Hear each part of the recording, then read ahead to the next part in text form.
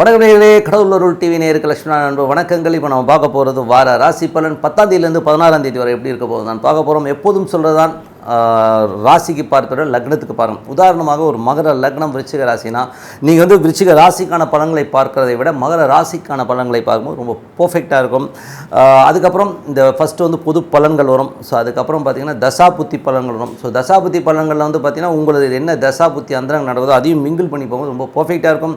Video tip of the week இருக்குது. மிதுன ராசி. ஸோ மிதுன ராசிக்கு பார்த்தீங்கன்னா உங்களது ராசி அதிபதி புதன் 12ல் இருக்கும்போது கொஞ்சம் வீடு சொத்துக்கள் சார்ந்த விஷயங்கள், வண்டி வாகனங்கள் சம்மந்தமான விஷயம் விரயங்கள் ஏற்படுவதற்கான வாய்ப்பு. பழைய வண்டிகளை கொடுத்துடலாம், வீட்டை விற்றுலாங்கிற மாதிரி எண்ணங்கள்லாம் நிறைய வரும்.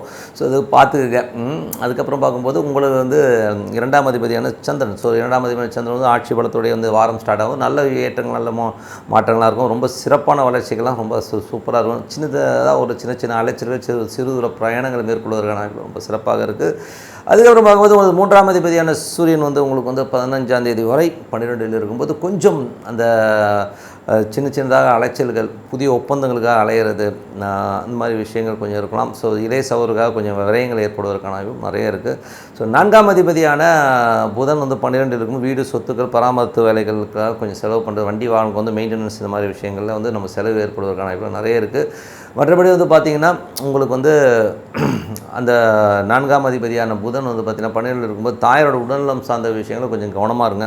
அவங்களுக்கு கொஞ்சம் எக்ஸ்பென்ஸ் வருவதற்கான வாய்ப்பு இருக்குது. 5ஆம் அதிபதியான சுக்கிரன் பார்த்திங்கன்னா உங்களுக்கு 12ல் இருக்கும்போது குழந்தைகளுக்காக நிறைய செலவு பண்ணுறதுக்கான வாய்ப்புகள் இருக்குது.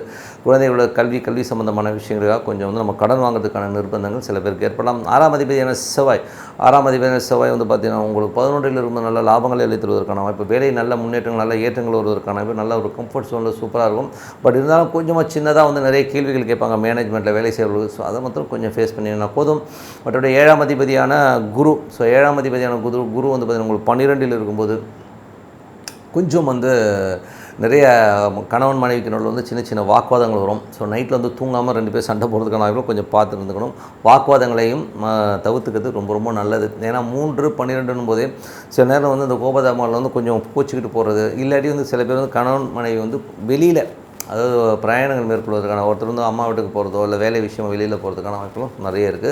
8ஆம் அதிபதியான சனி 9ல் இருக்கும்போது தந்தைக்கும் உங்களுக்கு நிறைய டிஃப்ரென்ஸ் ஆஃப் ஒப்பீனியன் வரதுக்கான வாய்ப்புகள் ரொம்ப கவனமாக இருக்கணும். வெளிநாட்டில் இருக்கும்போது நடாதீங்க மாட்டீங்கன்னே அப்படிங்கிற மாதிரி எண்ணங்களை கண்டிப்பாக ஏற்படுத்தும். ஸோ அது கொஞ்சம் அலைச்சலை ஏற்படுத்துவதற்கான வாய்ப்புகளும் கொஞ்சம் பார்த்துருக்கணும். ஸோ தந்தை சார்ந்த விஷயங்கள் உங்களுக்கும் தந்தைக்கும் சின்ன கருத்து வேறுபாடுகள் வருவதற்கான வாய்ப்புகளும் ரொம்ப கவனமாக இருக்கணும். 10ஆம் அதிபதியான குரு பார்த்திங்கன்னா உங்களுக்கு 12ல் இருக்கும்போது தொழில் ரீதியான விஷயங்களுக்காக, புதிய முயற்சிகளுக்காக நிறைய செலவு பண்ணுற மாதிரியான விஷயங்கள் நிறைய இருக்கும். அதுக்கான அலைச்சல்கள் நிறைய இருக்கிறதுக்கான கொஞ்சம் பார்த்து பொறுமையாக தான் ஹேண்டில் பண்ணணும். ஸோ அதுக்கப்புறம் பார்க்கும்போது உங்களுக்கு 11ஆம் அதிபதி செவ்வாய் 11ல் ஆட்சி பலத்தோடு இருக்கும்போது வேலையில் நல்ல ஏற்றங்கள், கடன் கேட்ட இடத்துல கிடைக்கிற நல்ல ரொட்டேஷன், நல்ல விஷயங்கள்லாம் சூப்பர் பாருங்கள். ஸோ இதுவரை பார்த்தது பொது பலன்கள். இப்போ பார்க்க போகிறது தசாபுத்தி பலன்கள் எப்படி இருக்குன்னு பார்ப்போம். உங்களுக்கு மிதுன லக்னமாக இருந்து சூரிய தசாபுத்தி அந்த சூரியன் 16ஆம் தேதி வரை 15ஆம் தேதி வரை 12ல் இருக்கும்போது இளைய சகோதர சார்ந்த விஷயங்கள், புதிய ஒப்பந்தங்களுக்காக கொஞ்சம் அலைச்சல்கள், கொஞ்சம் செலவுகள்லாம் வரும். ஸோ அதை நம்ம ஃபேஸ் பண்ணி தான் ஆகணும். மற்றபடி 2ஆம் அதிபதி. ஸோ 2ஆம் அதிபதியான சந்திரன் சிறப்பான பலன்கள் இருக்கும்போது உங்கள் குடும்பத்துக்கு தேவையான எல்லா விஷயங்களும் சூப்பராக இருக்கும். நல்ல வருமானங்கள் குடும்பத்துக்கு வருவதற்கான வாய்ப்பு ரொம்ப சிறப்பாக இருக்குது. 3ஆம் அதிபதியான சூரியன் பார்த்திங்கன்னா 12ல் இருக்கும்போது கொஞ்சம் அலைச்சல்களுக்கு நிறைய பிரயாணங்கள் மேற்கொள்வதற்கான வாய்ப்பு நிறைய இருக்குங்க. ஸோ மிதுன லக்னமாகிறது செவ்வாய் தசாபுத்தி அந்த செவ்வாய் 11ல் இருக்கும்போது வேலை நல்ல ஏற்றங்கள், நல்ல லாபங்கள் வருவதற்கான வாய்ப்பும் அது பார்த்திங்கன்னா அதனால் ஒரு பெரிய லாபங்களை கண்டிப்பாக எதிர்பார்க்கலாம். நல்ல ஒரு சுகவாசியம், சந்தோஷமாக இருக்கும். ஆனால் கேள்வியில் கொஞ்சம் ஜாஸ்தி இருக்கும் மேனேஜ்மெண்ட் சைடில். அது மட்டும் நீங்கள் ஃபேஸ் பண்ணிக்கணும். மற்றபடி மிதுன லக்னமாக இருந்து ராகு தசாபுத்தி ராகு பார்த்திங்கன்னா உங்களுக்கு 10ல் இருக்கும்போது ராகு புதனுடைய சாரத்தில் போகும்போது கொஞ்சம் அலைச்சல் இருக்கும். தொழில் சம்மந்தமான விஷயம் அடுத்த கட்டத்துக்கு முன்னேறுவதற்காக கொஞ்சம் எக்ஸ்பென்ஸ் பண்ணுறதுக்கான வாய்ப்புகளும் நிறைய இருக்குங்க. மிதுன லக்னமாக இருந்து குரு தசாபுத்தி குரு இப்போ உங்களுக்கு 12ல் இருக்கும்போது கணவன் மனைவியினோட சின்ன கருத்தும் பேதங்கள் வரலாம். சில நேரங்களில் பார்த்திங்கன்னா அவங்க அம்மா வீட்டுக்கு போகிறதோ இல்லை நீங்கள் ஏதாவது வேலை விஷயமாக வெளியூர் போகிறது, இந்த மாதிரி விஷயம் சின்ன பிரிவுகளை ஏற்படுத்துறதுக்கான வாய்ப்பு இருக்குது. மற்றபடி வேறு ஒன்றும் பெரிய விஷயம் இல்லை. 8ஆம் அதிபதி உங்களுக்கு மிதுன லக்னமாக இருந்து சனி தசாபுத்தி அவர் 8, 9ன்னும் போதே அப்பாவுக்கும் உங்களுக்கும் நிறைய கருத்து பேதங்கள் வரும். வெளிநாட்டில் இருக்கவங்க சின்னதாக வந்து ஒரு மன உளைச்சல்கள் நடாது இப்படி வந்து மாட்டிக்கணுமேங்கிற மாதிரி எண்ணங்களே கண்டிப்பாக ஏற்படும். ஸோ கொஞ்சம் பார்த்துக்கணும். மற்றபடி வந்து பார்த்திங்கன்னா உங்களுக்கு வந்து மிதன லக்னமாக இருந்த புதன் தசாபத்தி அந்த புதன் வந்து பார்த்திங்கன்னா உங்களுக்கு 12 இருக்கும்போது வீடு சொத்துக்கள் சம்மந்தமான விஷயங்கள் வந்து பராமரிப்பு வேலைகள் இந்த மாதிரி இருக்குது. கொஞ்சம் எக்ஸ்பென்ஸ் இருக்கும். சில பேருக்கு வந்து வண்டி வாகனங்கள் இல்லை வந்து இப்போ பழைய வண்டியை கொடுத்துட்டு வாங்குறது இல்லை வண்டியை வந்து ரிப்பேர் பண்ணுறது இந்த மாதிரி விஷயங்கள் ஏற்படுத்துறதுக்கான ரொம்ப சிறப்பாக இருக்குது. அதுக்கப்புறம் பார்க்கும்போது மிதன லக்னமாக இருந்து கேது தசாபத்தி நாளில் உள்ள கேது வந்து அம்மாவுக்கும் உங்களுக்கும் நிறைய கருத்து மோதல் சின்ன குடும்பத்தில் வந்து சின்ன சிக்கல்களை ஏற்படுத்தும். அதனால் கொஞ்சம் பார்த்து பொறுமையாக தரும். சில நேரங்களில் வந்து இந்த மாதிரி பிரச்சனை வரலாம் அம்மாவுக்கு வந்து ட்ரீட்மெண்ட்டோ இந்த மாதிரி விஷயங்கள் ஏற்படுறதுக்கான வாய்ப்பு அவங்க உடம்பை வந்து கொஞ்சம் கரெக்டாக பார்த்துக்கிறது ரொம்ப நல்லது. மிதன லக்னமாக வந்து சுக்கிர தசாபத்தி சுக்கிரன் வந்து உங்களுக்கு 12 இருக்கும்போது குழந்தைகள் விஷயங்களுக்கு நிறைய அலைச்சல்கள் அவங்களுக்காக வந்து ஒரு சின்னதாக ஒரு பிரயாணங்கள் மேற்கொள்வதற்கான வாய்ப்பு இருக்கனால டிப் ஆஃப் த வீக்கில் இப்போ நம்ம பார்க்க போகிறது ஹோரை. ஸோ ஹோரைங்கிறது வந்து டே டு டே லைஃப்பில் வந்து ரொம்ப முக்கியமான விஷயம். ஸோ அது வந்து நிறைய பேர் வந்து நிறைய விஷயங்களை யூஸ் பண்ணியிருக்காங்க.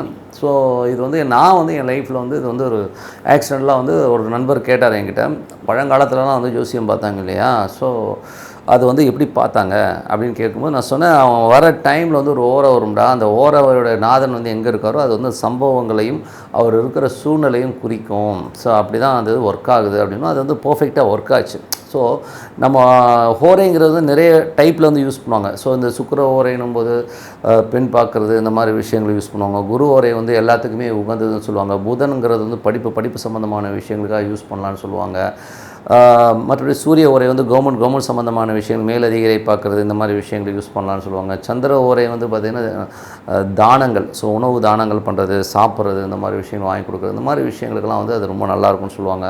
நீர் மூர் தானம் இதெல்லாம் வந்து சந்திர ஓரையில் பண்ணுறது நல்லா இருக்குன்னு சொல்லுவாங்க. ஸோ இதெல்லாம் வந்து ஒரு காரகத்துவமாக சொன்னது. பட் நம்ம வந்து இப்போ எப்படி எடுத்துக்க போகிறோம்னா, இப்போ நம்ம சொல்கிற வழிமுறை என்ன, டே டு டே லைஃப்பில் வந்து ஒரு இடத்துக்கு போகிறோம், இந்த வேலை ஆகுமா ஆகாதா அப்படிங்கிறதுக்கான ஒரு விஷயம்தான். ஸோ ஓரையில் வந்து இப்போ உதாரணத்துக்கு சொல்ல போனால் நான் எனக்கு நடந்த ஒரு இன்சிடென்ட்டே நான் உங்களுக்கு சொல்கிறேன். நானும் என் நண்பரும் போனோம்னு சொல்லுவீங்களா, போனது பார்த்திங்கன்னா ஒரு சின்ன இங்கேருந்து ஒரு சென்னையிலேருந்து ஒரு ட்ரிச்சி, ஸோ ட்ரிச்சி மாதிரி ஒரு ஊருக்கு வந்து ஒரு ஆன்மீகம் சம்மந்தமான விஷயத்துக்காக போயிட்டுருக்கோம். போகும்போது அவர் கேட்குறாரு, ஸோ என்னப்பா இப்போ எங்கே போகிறோம், எப்படி பார்த்தாங்கன்னு இந்த கான்வர்சேஷன் வரும்போது இருடா இப்போயே போட்டு பார்க்கலான்னும் போது கரெக்டாக வந்து பார்த்தீங்கன்னா 3-5 தொடர்பு வந்தது. ஸோ நான் சொன்னேன் 3-5 தொடர்பு. ஸோ கண்டிப்பாக ஆன்மீக சம்மந்தமான விஷயங்களுக்காக நம்ம சிறுதூர பிரயாணத்துக்கு போகிறோம் அப்படிங்கிறத வந்து மையப்படுத்தி சொன்னோம். கரெக்டாக இருந்தது. அதே நேரத்தில் அந்த பிரயாண நேரத்தில் வந்து நடுவில் வந்து ராகு கிராஸ் ஆகும்போது சொன்னால் இது நடுவில் வந்து ஒரு சின்ன ஒரு இடையூறு வரப்போதும். கரெக்டாக வந்து பார்த்தீங்கன்னா ஈவினிங் ரிட்டர்ன் வரும்போது நிறைய டிராஃபிக்கு, அந்த டிராஃபிக் வந்து ஒரு கொஞ்சம் அவசாயி கொஞ்சம் இடைஞ்செல்லாம் வந்து அப்புறம் வேறு ரூட்டு போய் போகிற மாதிரியான சூழ்நிலை ஏற்படுத்து. இது எல்லாமே வந்து ஒரு சின்ன ஹோரா வந்து எல்லாமே பர்ஃபெக்டாக வரும். இப்போ வந்து ஒரு இடத்துக்கு போகிறோம், ஒரு ஆளை நம்ம மீட் பண்ண போகிறோமா இல்லையா அப்படிங்கிறது வந்து ரொம்ப ஈஸியாக சொல்லலாம். அது எப்படிங்கிறத சொல்கிறேன். இப்போ நீங்கள் வந்து ஒரு ஆளை போய் பார்க்க போகிறோம். இப்போ எனக்கு நடந்ததே சொல்கிறேன். அப்போ நான் எனக்கு வந்து ஒரு ஹோரை பார்க்குறேன். ஸோ அப்போ அந்த டைமில் வந்து ஒரு செவ்வாய் ஹோரை போயிட்டு இருந்தேன். அந்த ஹோரையை எடுத்துக்கிட்டேன். ஹோரையின் அதிபதி செவ்வாய். அப்போது கோச்சார லக்னம்னு சொல்லுவோம் இல்லையா, அப்போது என்ன சார்ட் இருக்குன்னு பார்க்கும்போது அந்த லக்னத்துக்கு அந்த செவ்வாய் எப்படி இருக்குன்னு பார்த்தா போதும். நீங்கள் பார்க்குற ஹோரைநாதன் அந்த கோச்சாரத்தில் வந்து நீங்கள் சும்மா அப்படி இப்போல்லாம் வந்து ஆப் வந்துருச்சுங்க, ஃபோன்லேயே ஆப் இருக்கும்போது நீங்கள் அப்படியே கோச்சாரத்தை அப்படியே ஆப் ஓப்பன் பண்ணிங்கனாலே அந்த அன்றைக்கி டேட் அந்த டைமுக்கு அது சார்ட் வரும்.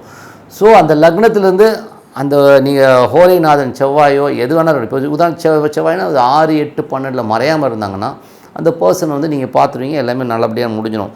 இது 6, 8, 12 இருந்ததுன்னா கண்டிப்பாக வந்து அந்த விஷயங்கள் நெகட்டிவாக தான் முடியுது. ஸோ அதை வந்து ரொம்ப பர்ஃபெக்டாக இது பண்ணலாம். இது வந்து எப்படின்னா நம்ம ஒரு இடத்துக்கு போகிறதுக்கு முன்னாடி ஜட்ஜ் பண்ண முடியுது. அதே மாதிரி வந்து வெற்றியா தோல்வியாங்கிறது கரெக்டாக 100% கணிக்க முடியுதுங்க. உண்மையான விஷயம், நல்ல விஷயங்கள், நல்ல மாற்றங்களாக இருக்குன்னா பிரார்த்தனை ரொம்ப அவசியம். இதெல்லாம் வந்து ஃபாலோ பண்ணுங்கள். நன்றி, வணக்கம். கடவுள் அருள் டிவியை பார்த்தமைக்க நன்றிகள். மேலும் இது போன்ற தகவல்களை தெரிந்து கொள்ள கடவுள் அருள் டிவியை சப்ஸ்கிரைப் செய்யுங்கள். மறக்காமல் பெல் ஐக்கானை கிளிக் செய்யுங்கள்.